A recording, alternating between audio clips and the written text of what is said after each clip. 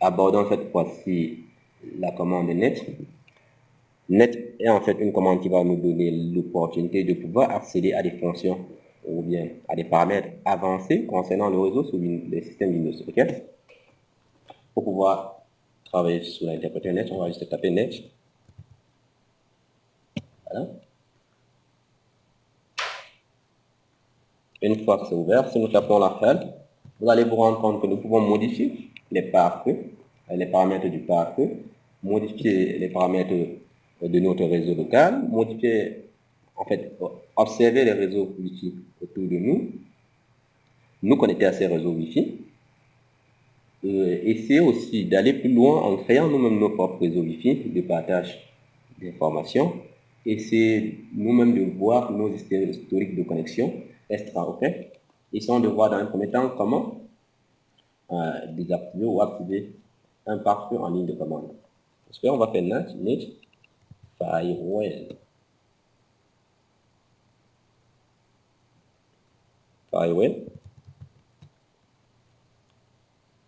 Essayons d'abord de voir l'état du pare-feu. On va mettre show, pop mode. Les instructions show state autant pour moi. Les instructions show et set. Show et set vont vous permettre respectivement de pouvoir voir les configurations d'un paramètre, ok, et modifier les configurations d'un paramètre, ok. L'instruction show va vous permettre de voir et l'instruction set va vous permettre de modifier. Là, pour voir l'état, nous avons show state qui nous permet de voir l'état du pare-feu, qui est, nous avons le profil standard, le mode d'opération activé, etc. Si nous voulons modifier les paramètres du pare-feu, on va mettre set, ok, hop, mode, avant d'y arriver, on sera plus sur set, ok. On peut mettre set simplement. Vous allez voir qu'on peut mettre set à nos programmes, set file, set machine, set mode, set notification, set up mode. Set up mode va nous permettre de définir la configuration opérationnelle du pare-feu. Alors on va faire set up mode égale, et maintenant nous donnons mode égale disable pour désactiver. Vous voyez, le pare-feu vient subitement d'être désactivé.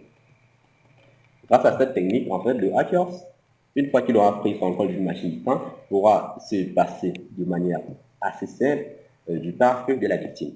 Pour l'activer aussi simplement, on va faire setup mode égale enable. Okay. Il est activé de nouveau. Voyons comment modifier la configuration du réseau. Pour cela, on va se placer au niveau de l'interface. Okay. Interface. Ensemble, notre panel de commandes. Observons notre adresse IP. C'est le 192.168.182.133.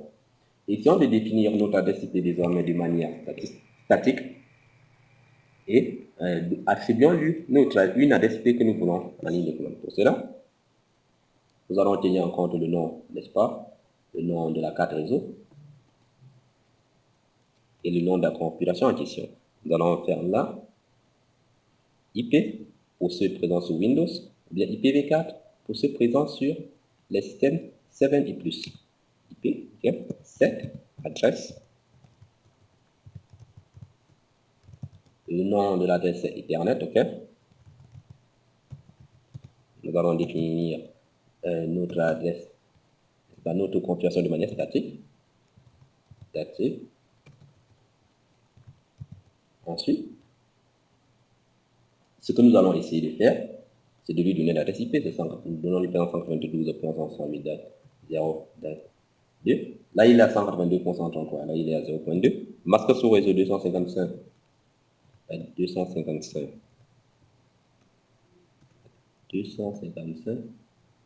Là, 0. Puis on se fait entrer. OK. Voilà. Rendez-vous compte que nous venons de modifier l'adresse IP de notre machine. Hein. Nous tapons IP config désormais. L'adresse IP devient 192.168.0.2. Nous pouvons revenir à notre adresse IP initiale en essayant de demander en fait à la machine distante ou bien à la machine qui nous fournit de la connexion de nous fournir l'adresse IP de manière dynamique. Ok. Pour pouvoir récupérer cela de manière dynamique, on va utiliser le DHCP. Voici cette adresse Ethernet au lieu de mettre la source statique. Okay. Cette fois-ci, on n'aura pas besoin de mettre notre adresse IP. On va juste mettre DHCP et automatiquement l'adresse nous sera attribuée. OK. Voilà. Si nous reprenons IP, vous noterez que si vous tapez show au niveau de IP, vous aurez d'autres options supplémentaires dont je vous conseille de vérifier. OK. Maintenant, si nous revenons un peu sur des systèmes un peu plus avancés, tels que Windows 7 et Windows 10, et 10, vous vous rendrez compte que nous pouvons manipuler l'outil comme j'en ai parlé tout à l'heure. Pour ce faire, en entendant notre dépense Windows 10, Next, vous vous rendrez compte que lorsque nous allons taper Help, nous avons là d'autres options supplémentaires telles que Win HTTP, WSP et WLAN. Okay? Pour pouvoir voir les informations concernant l'outil, on va mettre WLAN. Help. Pour voir avoir un peu plus de détails. Okay? On peut se connecter, voir supprimer, déconnecter, exporter, extraire. Okay? Show. On va essayer de voir ce qu'on peut faire avec l'instruction show. Voilà, on peut voir les pilotes, ok, les filtres, les réseaux hébergés, l'interface, le réseau. Essayons de voir la liste, par exemple, des réseaux visibles de ce système. On va mettre show, network.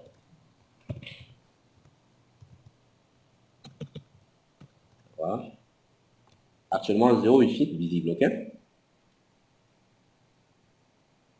Et nous pouvons essayer de voir aussi les traces, ok. Les rapports pour gérer des réseaux sans fil. Si vous tapez l'instruction show all,